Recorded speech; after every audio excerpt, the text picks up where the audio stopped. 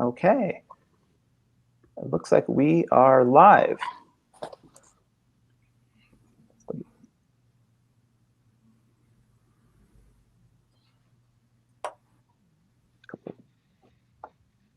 The housekeeping, 1 second.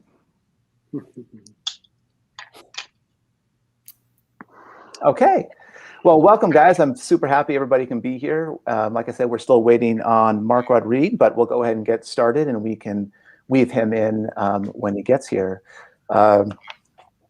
So the discussion today is going to be about game art and game graphics.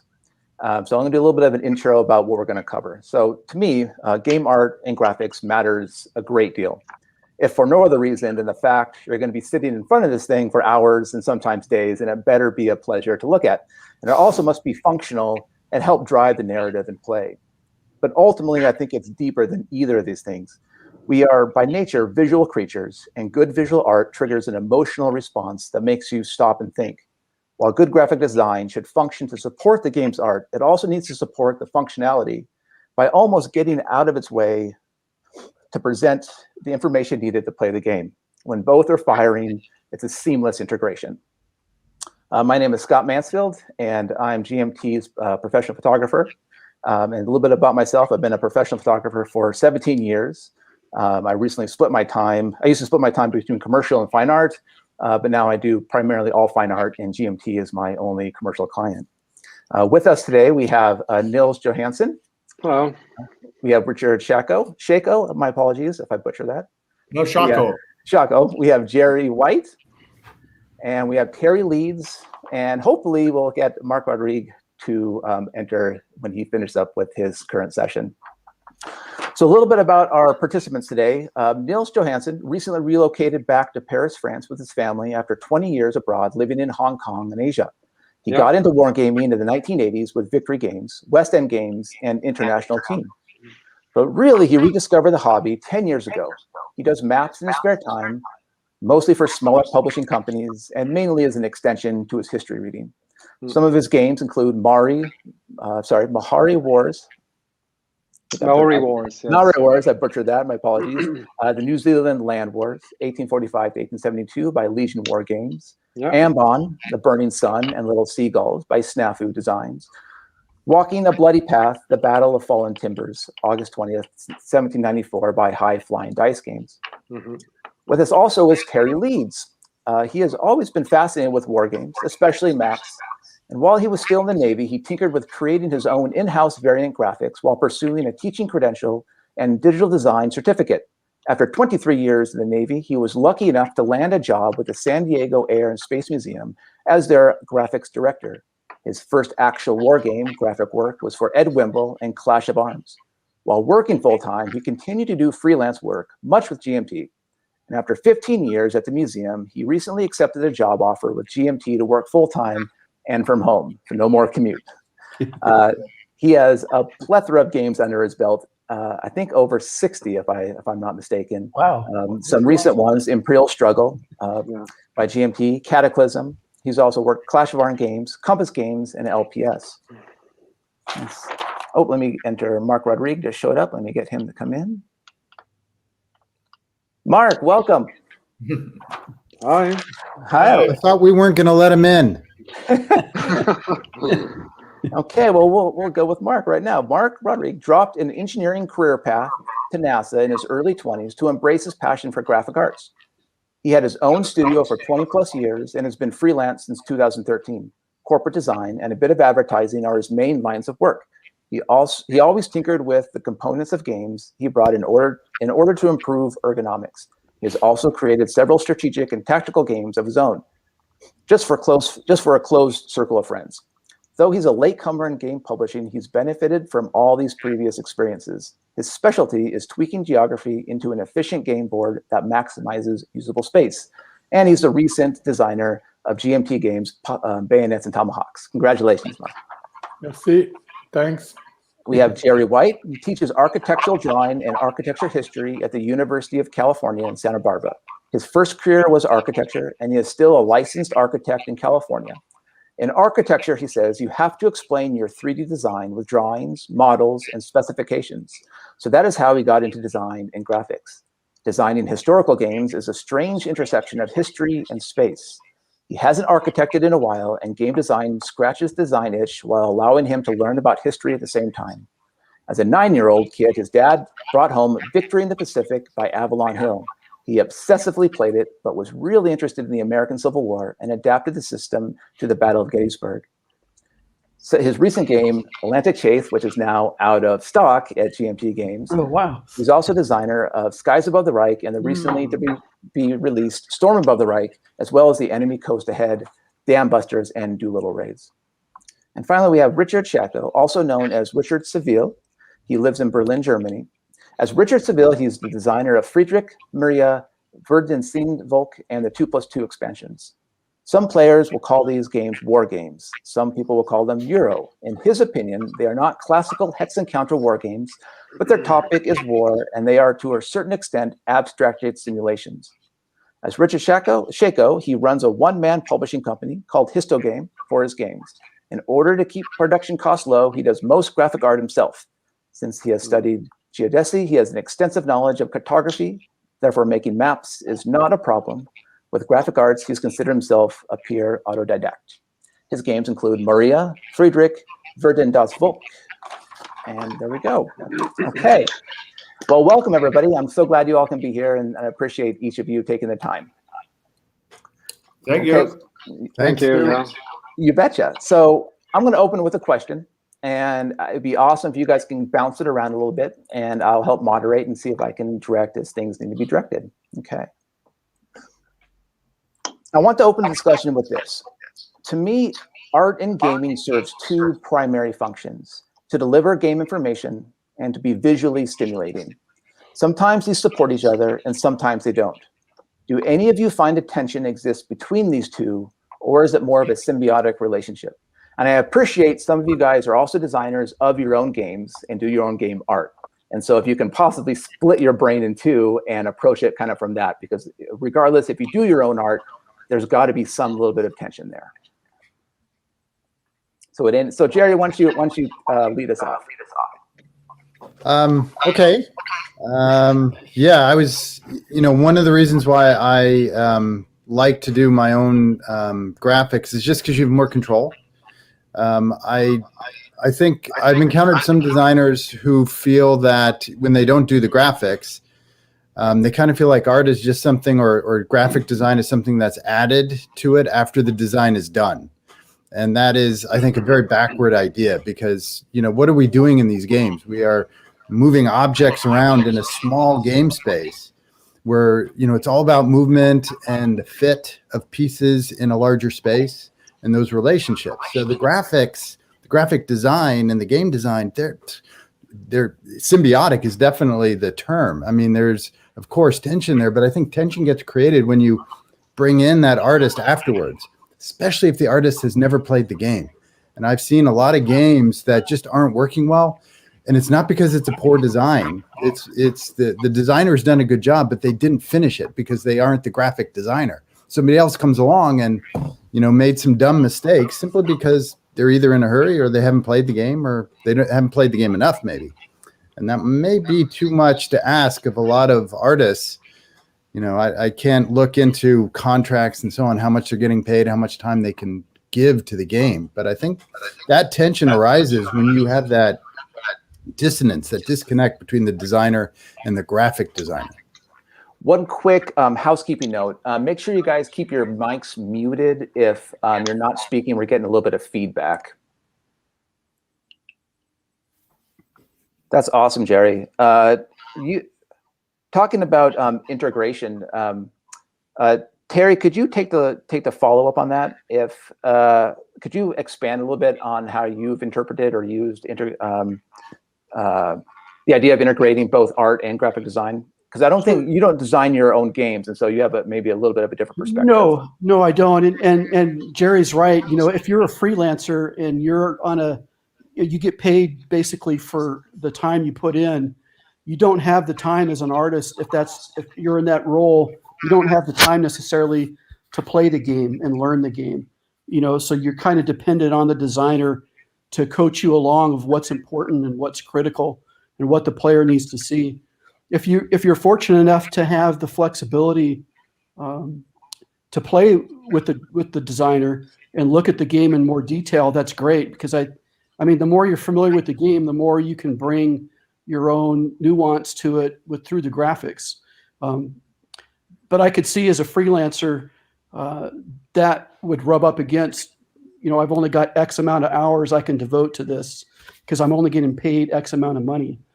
But now that I work for GMT, I have more freedom to get into that side of actually learning the game, and that does help with designing it.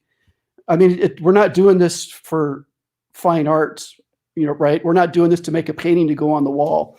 This is a game, and if you can't play the game because the graphics are in the way, then that's a huge problem. The graphic arts are there to fuel the game and make it enjoyable for the player, in my opinion. So the more you understand the game, I guess, the better you are coming at it from a graphic artist standpoint. So Terry, did you have an opportunity to play Imperial Struggle? Because as I mentioned before we started, I really liked that what you did there. Yeah, I spent some time with Ananda and learned. Now, I didn't play a bunch, but I saw enough of the games and played with Ananda at different times that I felt comfortable. And I did the same with Harold Buchanan's Liberty or Death. I spent a lot of time with him and his team as they play tested it, and he was kind enough to kind of show me the intricacies of it and walk me through some games. And so, I mean, that's all critical to work with the designer, I think, and other members of the team, and take their input and take their ideas. And we kind of bounce ideas back and forth. I might have an idea that they never thought of, and so I would bring that up after play testing with them. So it kind of was a back and forth. Like you said, it's a synergy, right? It's a team effort, really. If you're coming at it from just purely an artist point of view and you don't know anything about the game, then I suspect there's going to be problems. Yeah, if you're not familiar with the game. Yeah.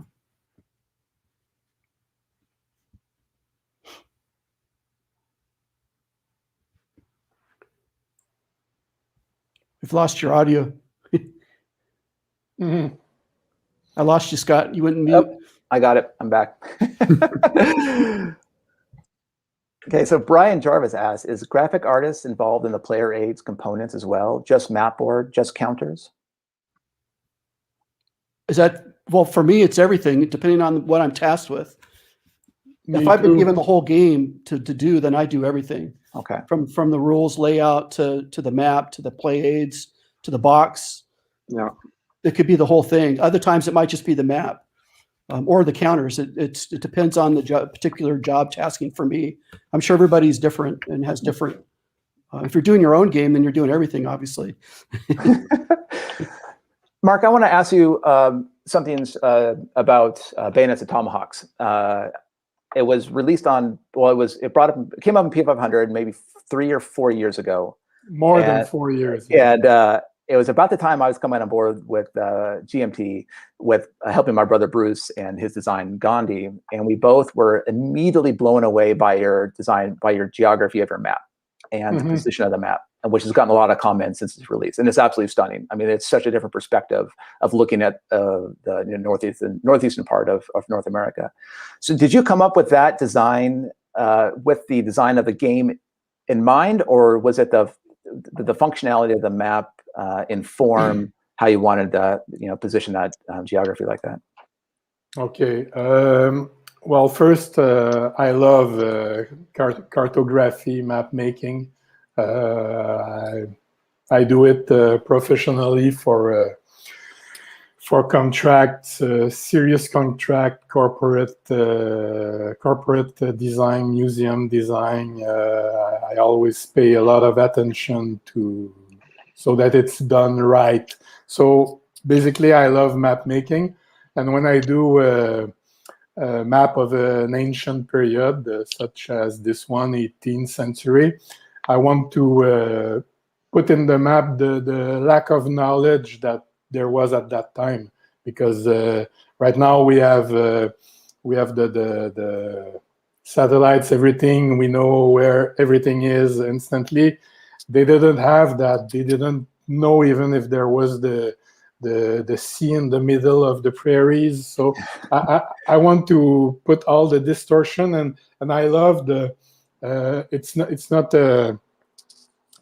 a criticism or despising, but French cartographers were worse than British cartographers. British cartographers of the same period had really all the right details mostly, and there was like some more fantasy in French cartography, but still it was good. But the British cartography is better. So I wanted to put all the distortion in that board, so that you wouldn't come and say, hey, San Francisco is here, Montreal is here, and that was my challenge. And also what's really important for me when I do a map for a game, excuse me, I was in a demo session right before now, and I have no voice left. So I say a map in a game is not a map, it's a board, it's a playing board. And if you go and you want to reproduce exactly the geography, things will make no sense. You will have spaces where most of your troops are that will be small, and other spaces where nothing happens that are huge expenses. And so I view it as how can I say that? Well, maximizing the use of the space available, and so I distort a lot. If you look at Lake Champlain on my map, it's as big as Lake Ontario. It makes no sense, and people will criticize that. But I say, hey, if you want a real map, just go to Google. Don't play a game.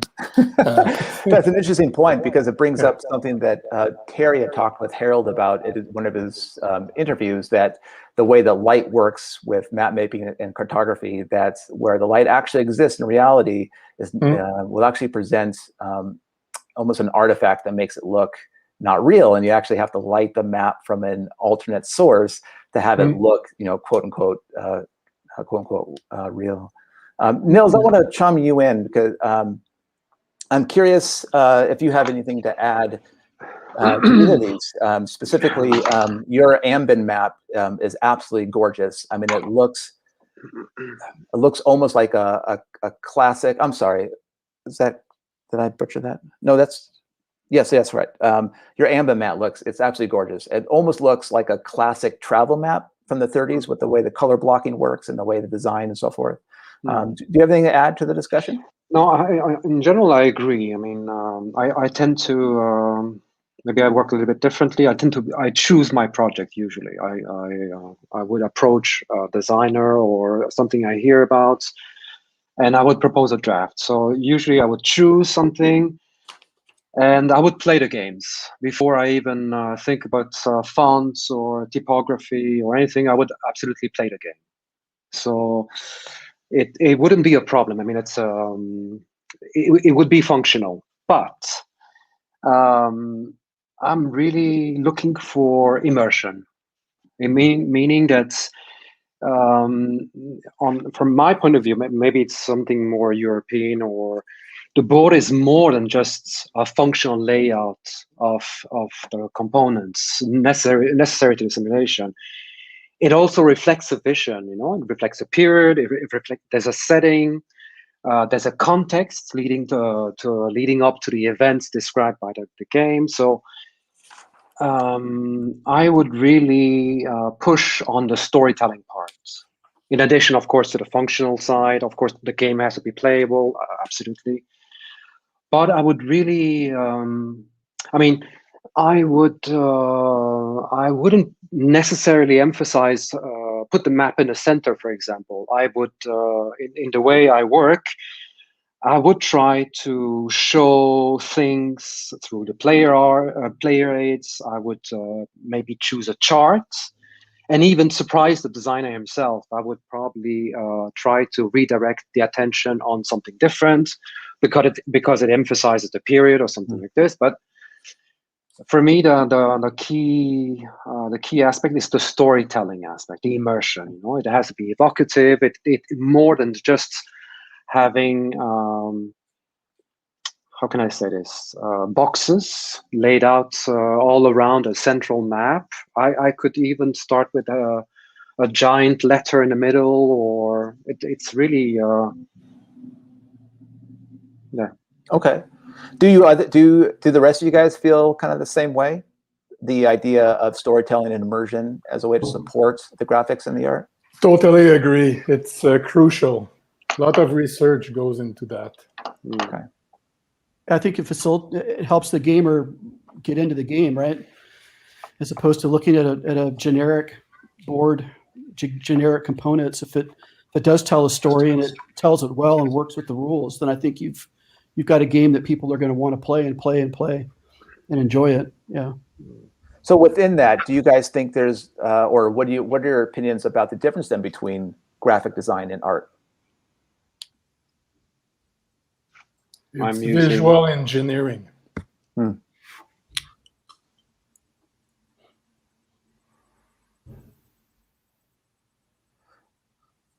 Okay, well, let's move on a little bit. So not all your games will this won't necessarily, I'll jump right into it. What are some of the considerations when you're graphically depicting a sensitive subject? If either of you guys, any of you guys have had to art or graphic design something that may be sensitive to players, any opinions or any ideas? Well, I think your previous question was really good. It just about art and design, or art and map making. If we can go back to that first, let's go back to it. Absolutely. Big questions. Yeah, it takes a while for us to process, I think. Okay, so let's tease that out a little bit then. You know, it's really, I don't know, the question about art, I think it would be a challenge for 6 people that we have in these Hollywood squares of 6 people I'm seeing on my screen to come to a consensus of what art is to begin with, I think. And at the university, I work alongside art historians, and I've taught some art history courses or collaborated in the teaching of them. And it's challenging. It is a very large subject. It is very culturally specific, and it's temporally specific, because if you ask what was art, say, in the 17th century in North America or back in Paris, you may get a very different answer if you ask the same question to a Parisian or a North American today. So right there, it's tough to determine whether game design or game art is art. I'm not averse to saying that it is. But we'd have to define our terms on that. There's something very performative about playing games. And that comes from the spatial aspect and the temporal aspect. But then, Nils was just talking about immersion. That's also really crucial, because when I'm trying to create graphics, I'm thinking about the question of representation rather than simulation. I know in wargaming, we often talk about simulation, but I think that the bigger challenge is to get the representation right, because it's not that hard to do a model, to do a simulation at the end. You have input and then you have output. You can engineer the outcomes to recreate the historical events, but the processes of how you get there is another matter. Does it feel as though it's getting you to touch that century or that subject as the model is producing its outcome? Or does it feel so abstract that, it was the right outcome? We now have a Panzer division somewhere in France now. Great. But I didn't feel like how it got there was necessarily, a good, it didn't really immerse me in what was supposedly being represented. So I think the map, this is a long way to say that I think the map and other components can really help with that immersion. And if you think about contemporary art from the say the modern period to the mid 20th century till now, there has been a shift towards the performative in the art world. If we can even say the art world, there's art worlds. But that and games are already doing that. There is this kind of movement through space, even though it's a micro space. Mm-hmm. But we watch these things move on the board, and in our mind, we're imagining big things. So I think right there, that is pretty radical. That's pretty exciting. And I think the graphics can really disrupt that, can really interrupt it if you do it wrong. Right. Or you don't pay enough attention to it. Right. And that's why the comment I made at the outset that good graphic design should almost step out of the way and be almost in the background. I don't mean that it should be visually boring, but that's where I find the delineation between art and graphic design. Richard, do you have anything to add? I'm studied geodesy, so cartography as well. So it's some kind of engineering, making a map, and not some kind of art. And art is something which is developing, going further and further. So Picasso was a great artist.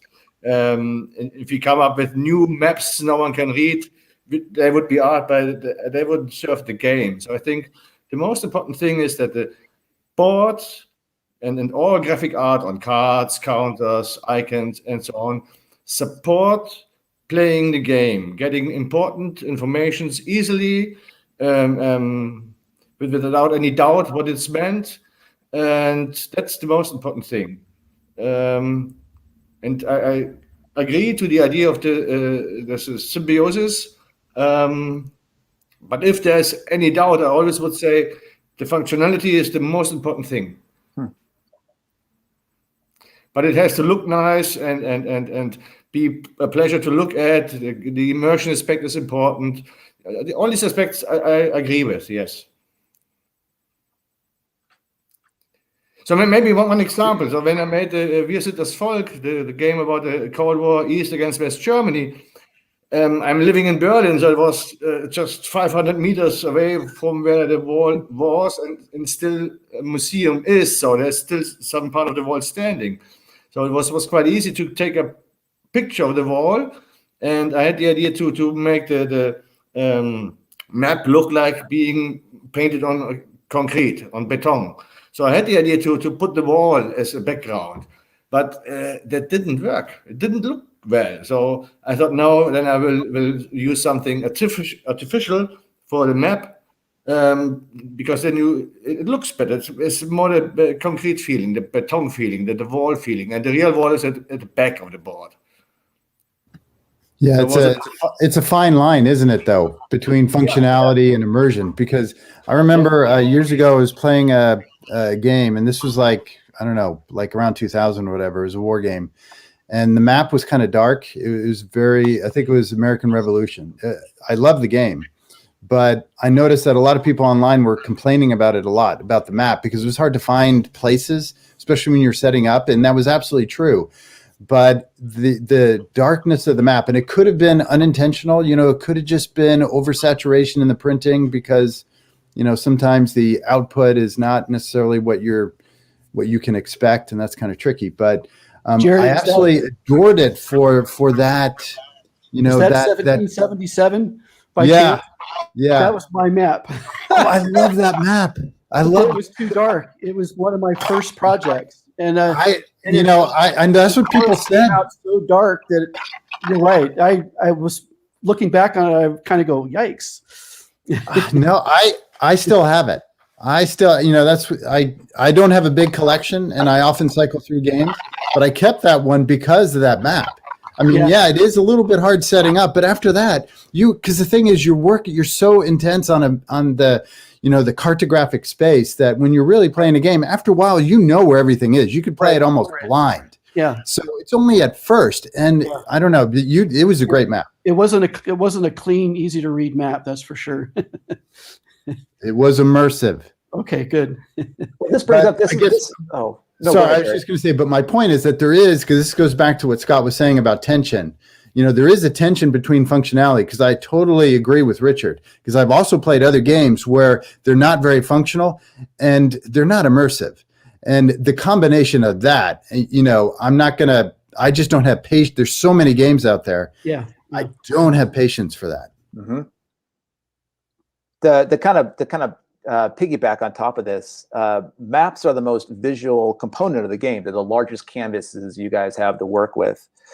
How do you approach that map design? And is that a primary? It's like is the map for you guys your broad minus the box cover where you have maybe a bit more freedom. You don't have to worry about functionality. But in terms of the game, is the map what do you call it? The heart, the heart space, the big space, the main canvas that you guys work with. Does that drive some of the other visual elements?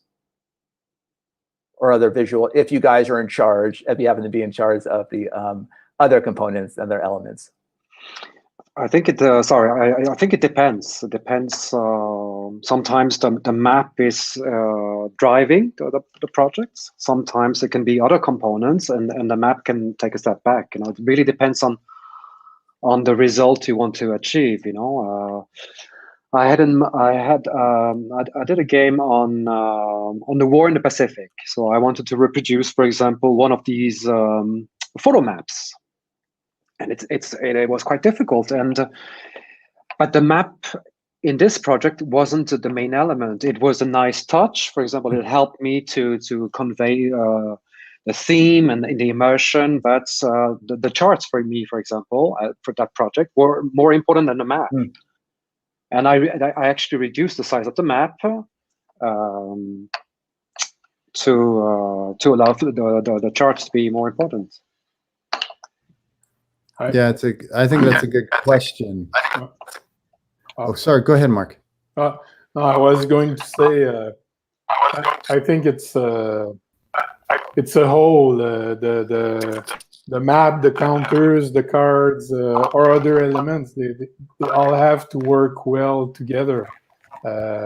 Because if the map takes too much place visually, you don't see the counters. If the map is well done, the cards are crappy. Pardon my French.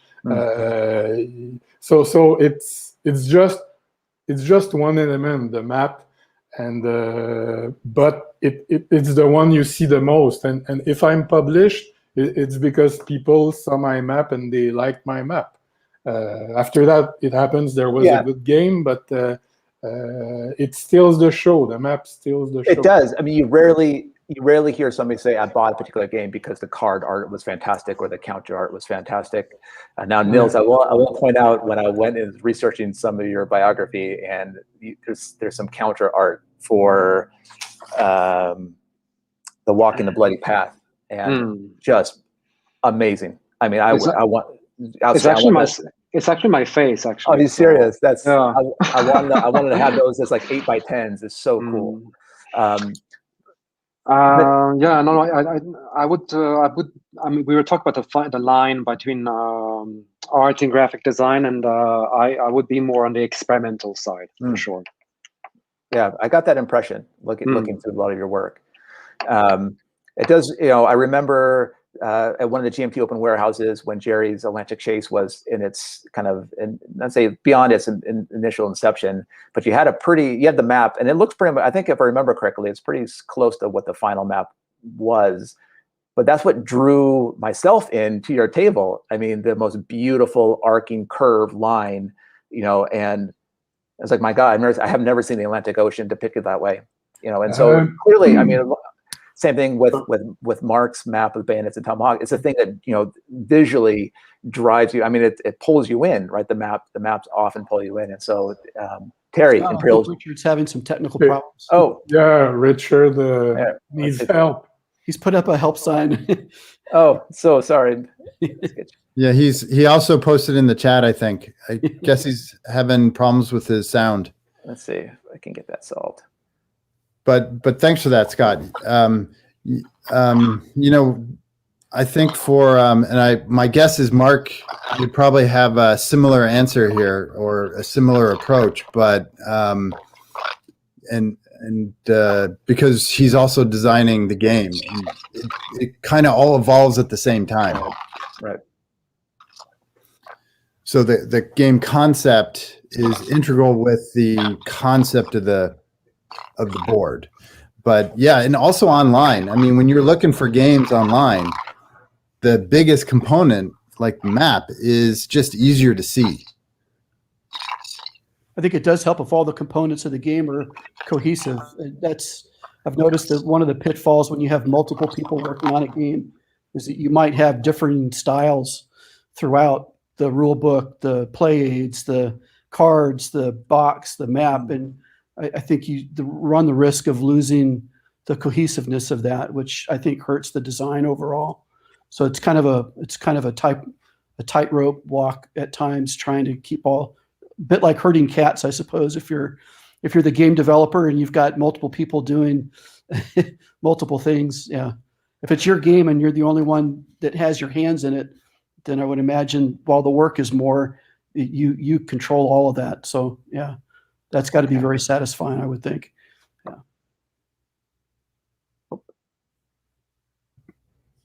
Yeah. Let's see, he's having some problems here. Hold on.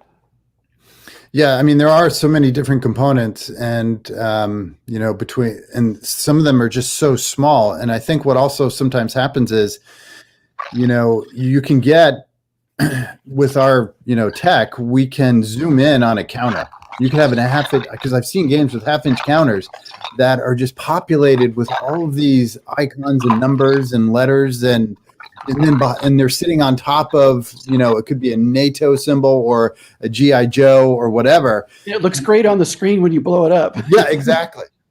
And not so much. I won't say what it was, but there was one game I was playing with a friend of mine, and I swear my eyesight is not great to begin with, and it's not improving, that's for sure.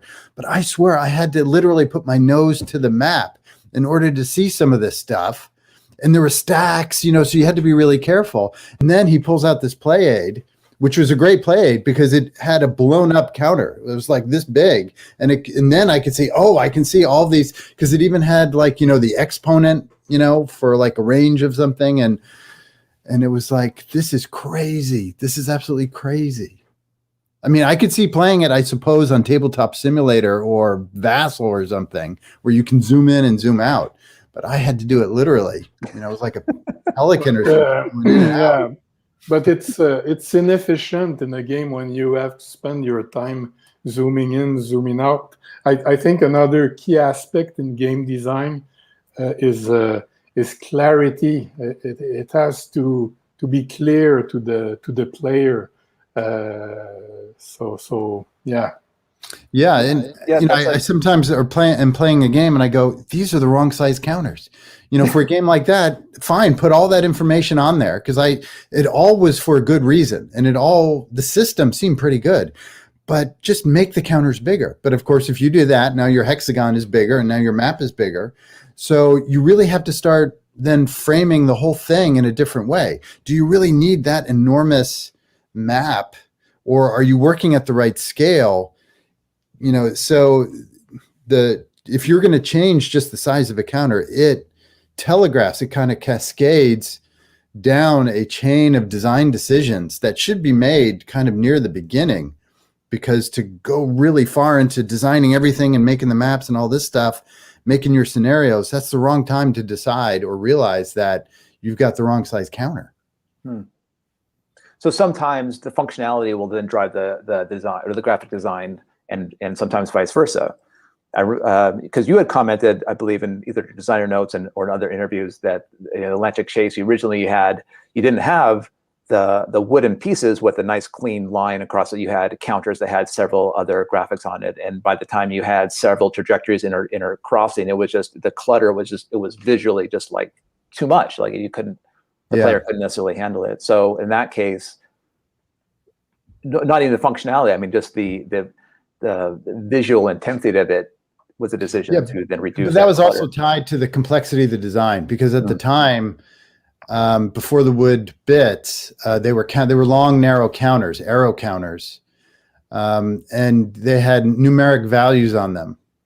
So it could, so it was basically, you could get thick and thin trajectories, basically, instead of, because now it's just one size fits all in terms of width. So I just, it was basically trying to simplify the game to take away that cross dimension of, say, thickness. So you didn't have to have segments and numeric values. So when I did that, I realized that, okay, I need to, because it was about the fog of war. I won't get into all the details, but basically I could take away those numbers. Then I could take away all the extra counters that are in each hexagon. And then since I only have one counter in a hexagon, then I said, oh, this is going to be great, because now I don't even need a counter. I could just use a wood bit. So the design of the game, the system is integral with, you get this kind of feedback loop going between the graphic, right, what is possible graphically and also ergonomically, to be able to pick things up. That also should be figuring into, your game design, the system. That works, right. And that works really well for the game designers or also game artists and the game graphics for design. But Terry, could you talk for a moment about that these aren't, since you're not the designer of the games that you work on, how much input do you have on things like ergonomics, or do you have input on, like, no, your design should be, you really need, triangular counters because of this, or do you just kind of mum's the word and kind of go with what they hand you? No, I think ideally it should be a team effort, right? And I've been lucky that I think most of the games that I've worked on with the game designers and the developers and the play testers, it's been a two-way street of exchange of information and ideas, and me picking up things that I didn't think about and them picking up things they didn't think about, and everyone has the same goal, and that's to make that game successful, right? I mean, and that's what I was kind of referring to, art versus graphic design. Graphic design is, your mission is to craft a message, in my experience, and if you screw that message up, then you haven't done your job. Your job is to maximize the message that the client is trying to get out, whether it's a game or an ad or whatever. And if you're botching that because of your art, then you're not doing your job. And so I think it has to be a team effort where the storytelling, the immersion, all that is part of it. But if at the end, if the game is impossible to play because your graphics are too hard to read, it might look pretty, but if you can't read the numbers on the counters, then what's the point, right? Right.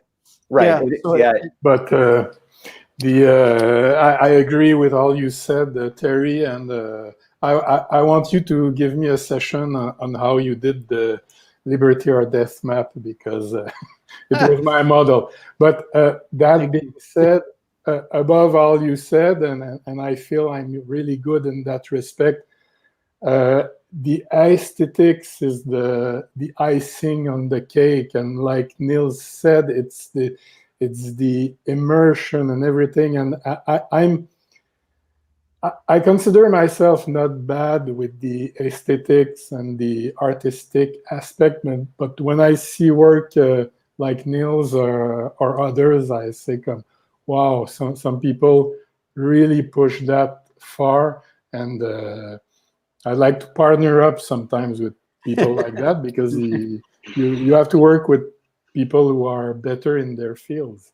Yeah, but the aesthetic is immersive. Yeah, I'm actually happy to work with designers, because if I could, I would go even further. So they always bring me back to reality and tell me, no, we have this system. The game is played in this way. So otherwise I would go for the whole way for Dutch graphic design or Swiss typographic innovations. I would. So I'm really happy, because I'm lacking this system, and the designer has managed to formalize all these mechanics, and so I'm really happy with the work with designers. It's a plus for me. Otherwise, it would be a mess, So you're not a game designer, Niels? No. Okay, wow. I'm just doing the art. So. Oh, but just is not the right word. It's huge work, especially when it's not your own design. You have to grasp it. You have to give it life. So It's a strange. Usually, I would take the project and work on ideas and everything, and I usually deliver a complete draft. It means that the designer gets to discover a full working game simulation, 90% done almost. But then, of course, we need to tweak certain things because counters, legibility, readability. Then we realized that I put too much emphasis on one chart when actually the game calls for another chart. So, but it's a really interesting relation. Yes, it's for me it's helping me because Great. it's. Okay, let's move on to a little more practical, some production questions. We'll get away from the philosophical for a moment.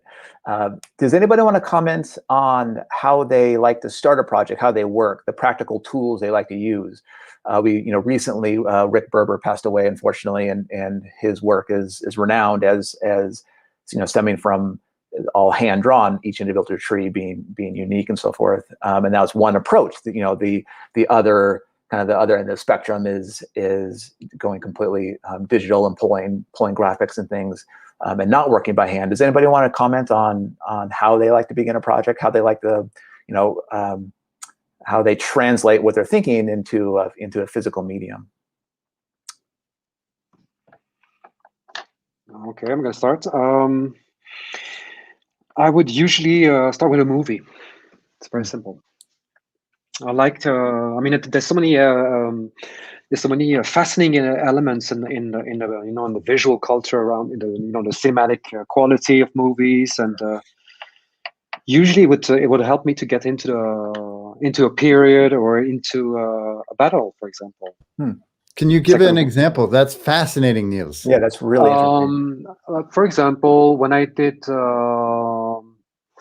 did a series of games on the Pacific War, I would usually end up watching all these movies. I'm a huge movie buff. I mean, I love movies, so I usually watch 1 or 2 movies per day. So, and I would try to see something which for me represents the era or would provide an interesting approach, for example.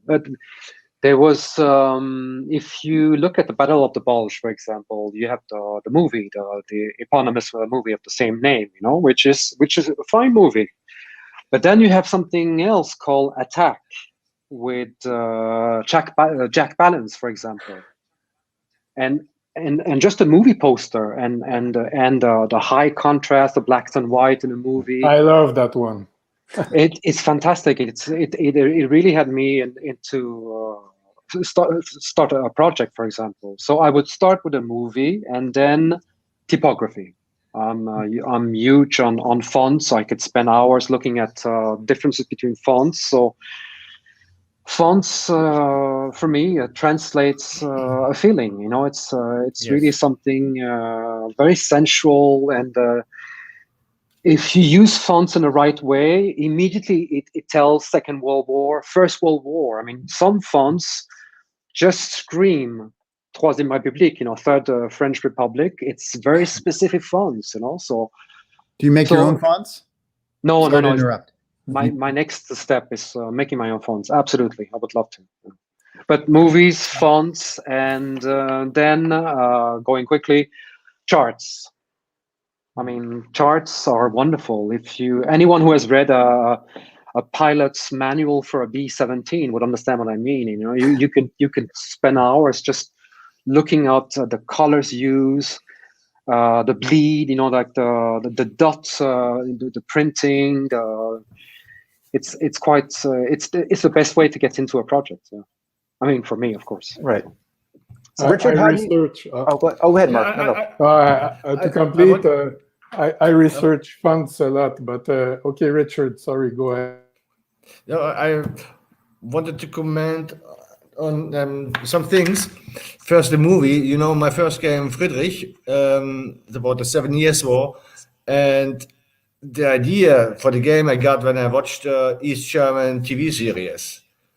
And after the first part of the series, the game was there and it worked. So maybe I should follow this approach more often. And the other thing about the font, I absolutely agree with that. And maybe a funny anecdote: when I made Wir sind das Volk, I needed a font which is very narrow because I have quite long names on the cards. So I needed a very narrow font. And I looked and looked, and then I found a font. But it wasn't really well designed. And it was a German DIN norm font for German railways. Then I thought, okay, DIN norm fonts. I must go for DIN norm fonts. Then I found another one, which was perfect. So, what kind of DIN norm font is it? That's the font used on the West German highways and all land roads. And then I remembered, yeah, but when I moved to East Berlin, there were different font on the street names.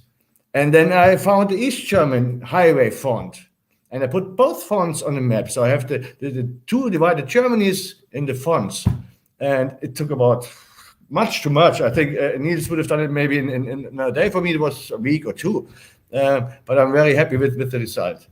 So that were just my comments on Niels.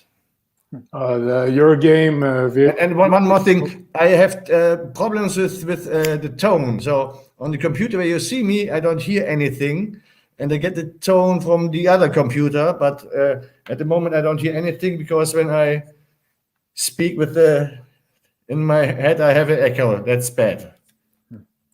But I just wanted to say your hard work paid off.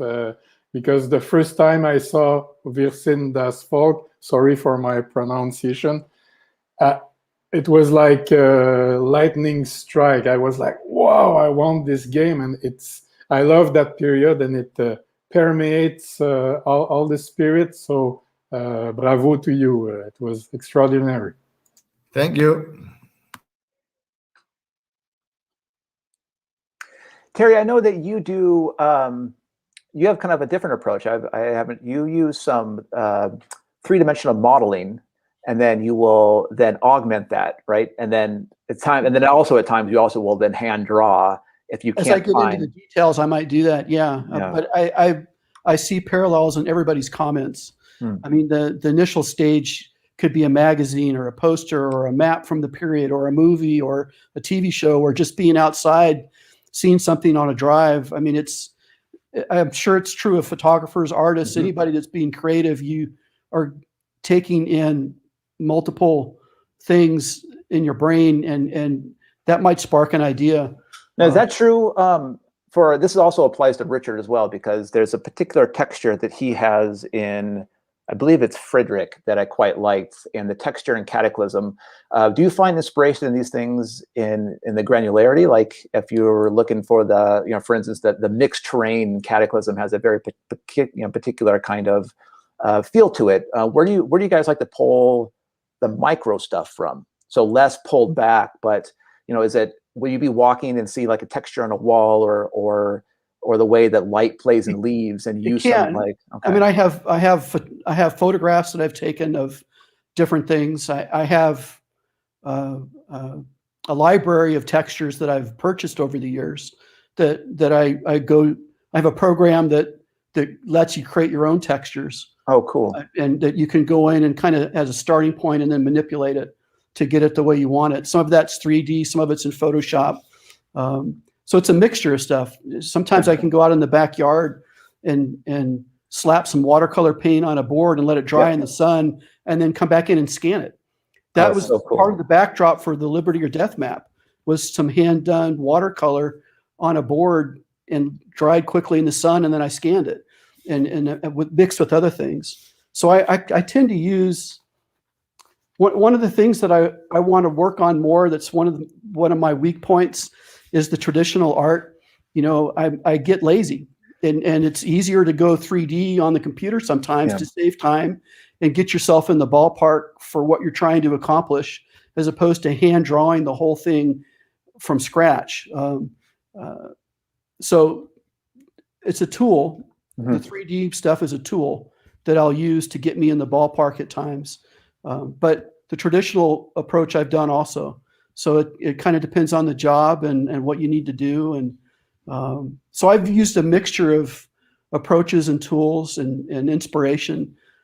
And it depends on the job and how complex it is. And when I say job, I'm saying game. Yeah. but there's multiple parts of the game that you have to worry about if you're doing all of it.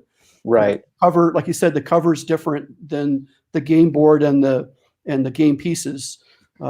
There's a different approach to that than working on a very complex board that has a lot of information for the player, and that you're trying to do it immersively and still have it be clear and concise and readable. And that's not always easy to do. I used to have a problem, and I still do sometimes, where I try to do too much. I have to know when to stop on the decoration part and focus on the design part. And that's not always easy to do. Sometimes it takes someone else looking at it and say, Terry, that sucks. I don't know what you're doing there. I can't read that. And then you back off and you go in a different direction. So it's kind of a complicated process when you think Yeah. Of course. How the brain works. Of course. Yeah. And I think all of you have seen that in your endeavors working on your creative projects. Yeah, it's quite fascinating, I think. Yeah. Jerry, you used to be an architect. You have training in architecture and clearly a love of architecture. Your game design, the graphic design and the art, the way that things are laid out is clearly inspired by your love of architecture or your architectural history. Can you comment on that at all? Sure. I think of everyone here, I'm probably the weakest in terms of graphic design. I mean, no kidding aside. Because I'm coming at this through architecture. So in architecture, it's the drawing is always, or the model is always a means to an end. It's never the end. It's communicating. That's all it's doing, because the end is the thing that we can't create ourselves. Mm-hmm. Although I suppose now you could 3D print entire buildings. I suppose that's what we're going to do on Mars, I guess. I don't know. Just haul a 3D printer up there and then have it print other 3D printers. And then next thing you know, you got a city. So you're always, you're trying to imagine something that is not yet there. You have to imagine the future, is what architects do, right? Some building that is not yet built. You have to imagine it, and you have to then explain it to other people. So when you're doing game design, though, what's refreshing for me, at least, is that all of a sudden I can control the very last thing. I can't put the bricks together, and build the roof and do all that stuff, but I can do the map that people are going to play on, and I can do the components.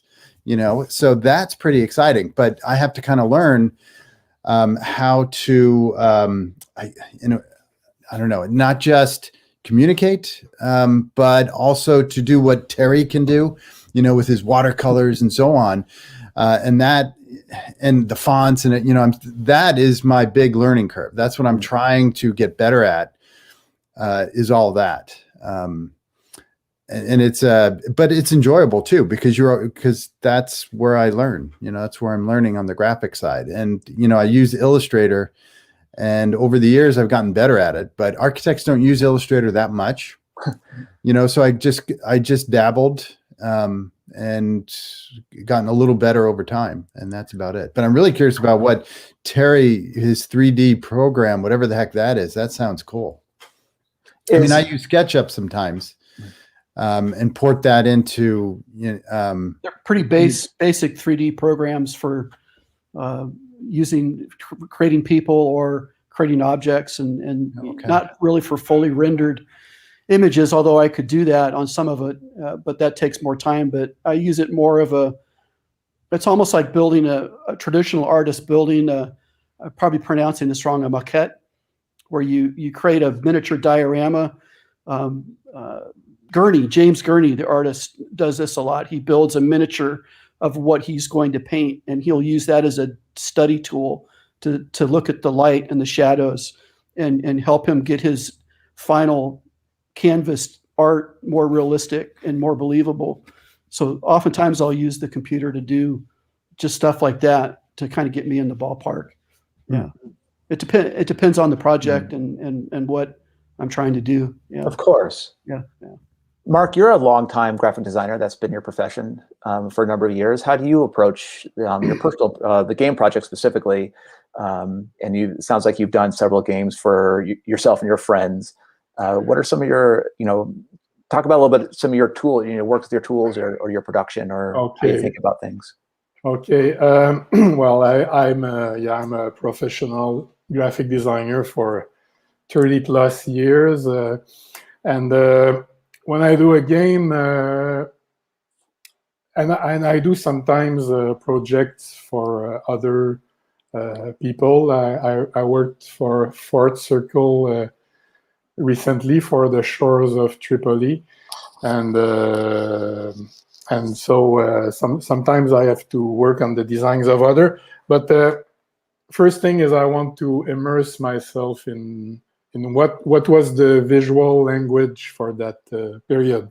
And I look at type, let's say I work on an 1812 project, I'll do research, what were the type in that period. I love to look at old maps. There's the RUM, a huge library of ancient maps, not Rumsfeld. I don't like that name, but something that someone that sounds like that. And don't laugh, but I often trace by hand old maps on Illustrator or in Photoshop to get the degree of noise and the details that I want while leaving all the junk I don't need out. And one of the first things I do is a surface study. I'll ask the designer or myself how many cards must fit there, how many units maximum. I had an argument last week. A guy told me there's 40 pieces. Yeah, but they won't find themselves at the same time in the same space. So I want an idea of the flow of things that will move on the map. And then I sketch. I just sketch areas. And then after that, I jump in Illustrator. And if it's a map, I deform it. I've developed a technique to put more focus on one area while resorbing all the others. I still have to learn when I look at others' work, but basically that's that. And I look a lot what other designers do, because I don't consider myself such a good aesthetician. I'm more functional. I used to study engineering prior to my career. So I look and learn from the others. Richard, do you want to chime in with some of your techniques of how do you approach some of your, how do you use your hands and what tools you like to use? Yeah, I learned a lot from the graphic designer who made the box for Friedrich for my first game. You told I normally I make all the graphics except the front side of the box, and this man I learned a lot from him, and so and I used this when I made the map for Maria. It's this texture idea where I scanned in old paper and reproduced it to enlarge it with a good resolution. Yeah, so and I'm just learning by doing and trying to use the techniques from cartography, where there's something called generalization, which means if you can leave away information and depict something wrong, but the overall feeling the viewer has will be the correct one. So if you make us map showing the highways in over the USA or over Germany, they are much too thick for the scale. They would be 2 or 10 kilometers wide. But the important information is where are the highways, and they must be seen. And that's where the technique of generalization comes in. And I think that's important for the game board as well. The important information must be seen clearly, fast, and if the icons and the way you do things explain the rules, and you can see half a page of the rules just with the icons, that's a big win. And then you can play the game faster because you don't have to read the rules so often. And making a board game quick is very important, in my opinion. Okay, fantastic answers, guys. This has been great. We're just a little bit over the hour, and if you guys can hang out for a little bit longer, I'll go through some of the questions that people have been asking that I haven't been able to. We kind of in the middle of other discussions, but we'll kind of work from the bottom up. And I'll pick a couple. Sean O'Keefe asks, Jerry, as someone that does everything in your games, where do you look for feedback that it's working or not? And this is probably could be applied to the other game artists, game designers combinations. That's a good question. First, some clarification. I don't do the boxes. I might provide some of the stuff for that, but GMT is smart enough not to let me do the boxes.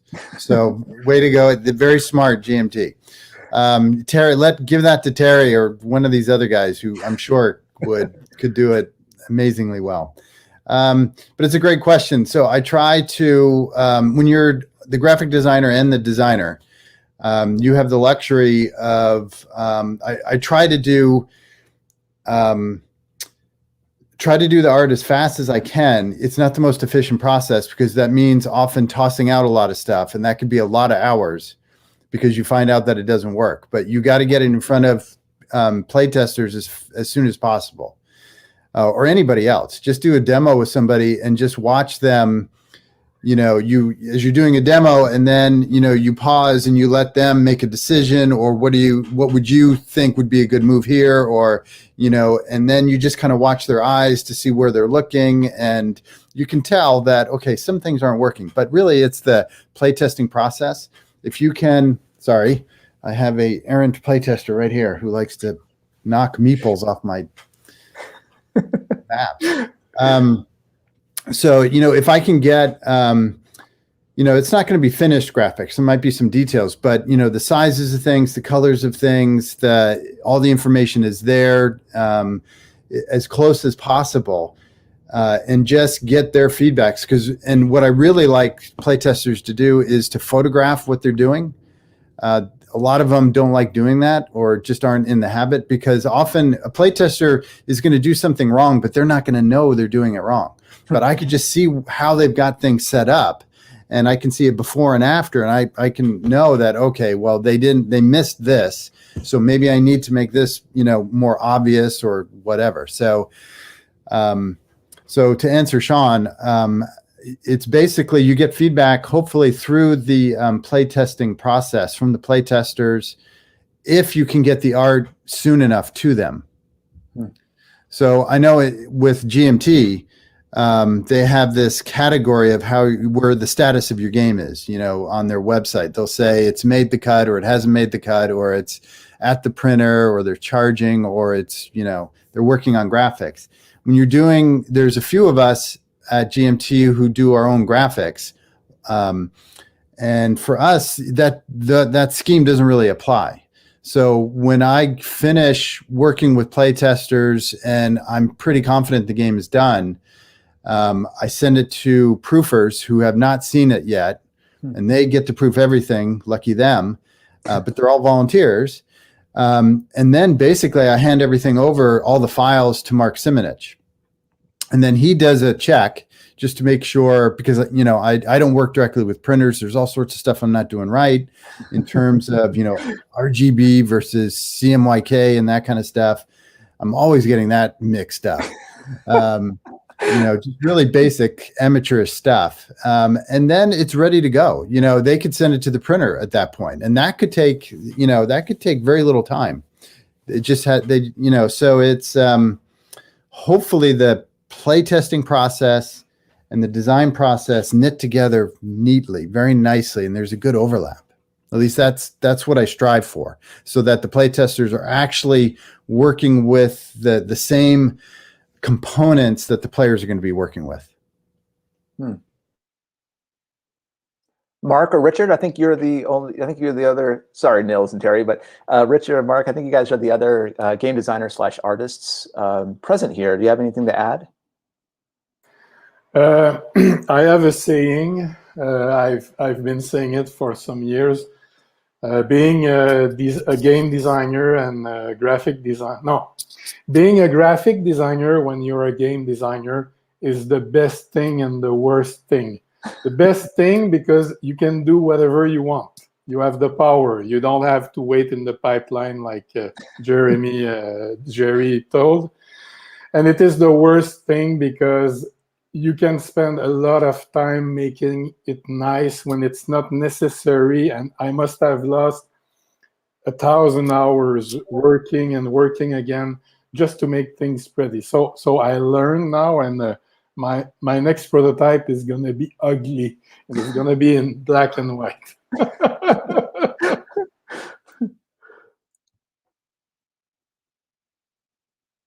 Richard, do you have anything to add?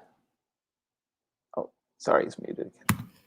Sorry, I was talking for some minutes, but my micro was mute, so so sorry for that. So I just said that it's the idea to send the component to as they will be to the playtesters is very important, and I always try to create the final components during the design process before it goes to the playtesters. For me, the playtesters need a game which works at least 80%, and not the early designs which most of the times won't work. So even for these, I create the physical pieces and the board as it will be. And sometimes when you change from a wooden piece to a counter, then the rules may change to the better, and it becomes easier to handle, and the playtime will increase by 1 minute per game, but still it's 1 minute. So yes, I think that's what I wanted to say. Okay. Terry, this question is specifically for you from Beat Darwin. Which aspects of museum signage and infographic design do you think most strongly carry over to game design? Oh, wow. Well, you have a much bigger canvas when you're working in the museum. I don't have to design for half-inch counters in the museum. So, you can, in that sense, it's less problematic. But I guess typography is typography, right? And how you use it is critical to how you get that message across. So whether it's small scale or a banner on the front of the museum, you have to look at all the facets of that. Can you read that banner from across the parking lot? And I've screwed that up before, where my boss has made me reprint a banner that costs $3,000 to do because I made the fonts too small, and that was a fault of mine for not being as professional as I should have been up front and getting that nailed down before we went any further. So there's hard lessons that you learn on the job sometimes to figure that out. In games, you have to be one of the things I've learned over the years is that everything prints darker than what you see on your screen. And people don't often realize that. And things look great on the computer. And then when you print it out, it's like, oh my God, this is not going to work. I can't read that. And if that's going to be on a table in somebody's kitchen while they play it, they're not going to be able to play the game. So whether it's a sign in the museum or a component of a game, some of the same planning, I guess, has to go through your mind as you work on that. to make sure it's the message getting across, right? Clear and legible and readable. You know, if you're screwing up the message, then you haven't done your job. And there's multiple ways to screw the message up. So it's there's a lot to think about, and you just do your due diligence and work with the people that you're doing the work for, and hopefully it comes out the way everybody wants. Yeah. I don't know if that answers his question or not. From a little bit earlier, Brian Jarvis asked, does the potential for an electronic tabletop version of your work being played, perhaps even more so than the physical version, impact your processes? Not much? Okay. I've always focused just on the print, and if I have to not at all. I do it then. Yeah. Okay. Jason Patterson asks, sorry, I don't know what questions have been asked before. Do any of you work with templates for boards, cards, etc., or are you given templates or certain dimensions by publishers? Well, of course, we get dimensions. That's the first thing we ask. But to say we work with template, other than game box for a publisher, let's say the GMT typical box, you get the template, you fill it in, but there's no template for maps or cards, except if you go to Panda, you will have all your key lines and safe areas and everything, but no. Okay, so this next is for the audience. Does anybody else out there have any other questions for this awesome crew we have? You have them now, so get on there.